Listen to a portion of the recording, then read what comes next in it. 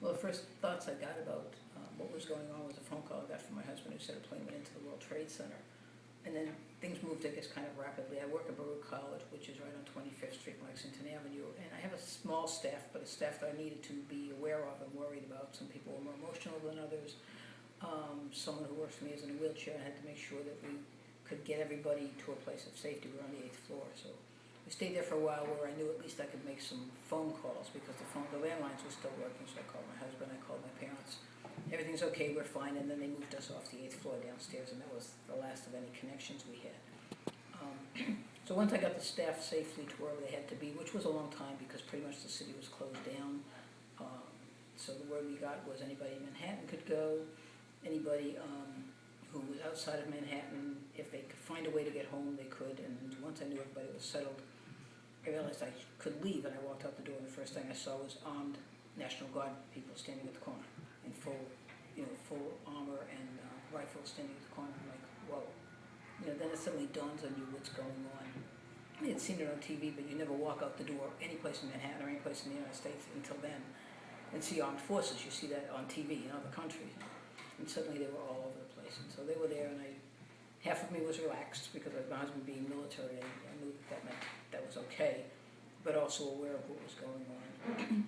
And I proceeded to then head towards Grand Central Station, which was my way home once they said we could do that. And walking up Park Avenue, afraid to turn around because I was afraid of what I was going to see when I turned around and looked. And finally I did, and all you saw was smoke and just massive amounts of smoke downtown. And then I wanted to know, why was I walking to Grand Central Station? Why? This could be another target. Do I really want to get in there, and do I really want to do this?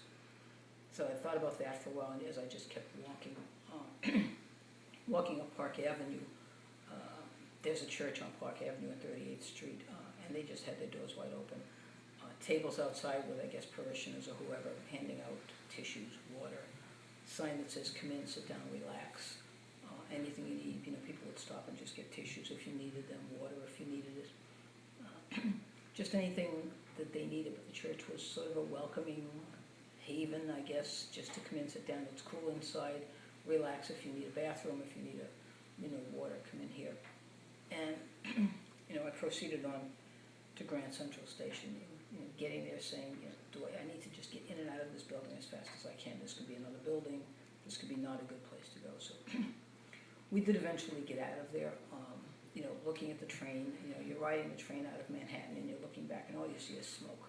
It was just this, maybe it was, more smoke in my mind than really, but all I could see looking downtown was the smoke. And, there's just ongoing things. And that sort of phases out, and then what I remember a lot was coming back to work a couple of days later.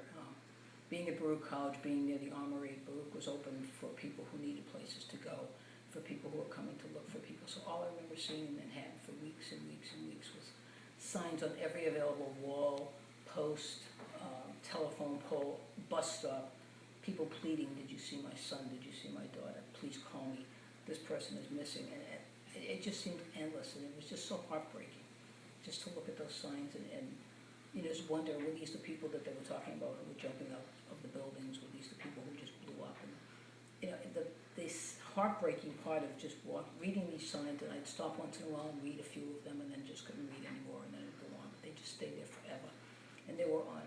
It seemed to me every available inch of wall space in Manhattan had signs of people, looking for loved ones. Did you see them? Been pictures of them, pictures of what they looked like. That's probably most of my recollection at this point. Not a lot. It was a day that just sort of faded into the next day, coming back into Manhattan, when there was just no traffic. Park Avenue was just totally dead. There was no traffic any place. Going back to, right after the planes hit the World Trade Center, when we were still up in our offices, the person in the office next to me was very, very sort of petrified, and all she could hear was planes over the building. Why are planes flying over our building? Why are planes flying over our building? Well, there were military planes all over the place at the time, all over Manhattan, but what she could hear was planes, and she was like just petrified. The thoughts that there were planes around. You get to a point where everything scares you. Everything from the sound of an airplane, the sound of sirens, you don't know what's coming at you, and you just don't was interesting. I felt that, we got through it okay. We were lucky in terms of being far enough away from it not to have anybody at that point, in our immediate group that got, hurt. Obviously, we had friends and people had friends and relatives and so on and so forth. But just the whole thought of just being so strange, suddenly understanding what terrorism can be in terms of just being terrorized for the rest of your life. Even now, being terrorized that, something's going to happen tomorrow at the anniversary or something's going to happen anytime. They've probably succeeded in that way in just making us constantly terrorized over anything that's going to happen. And yet we just keep going on.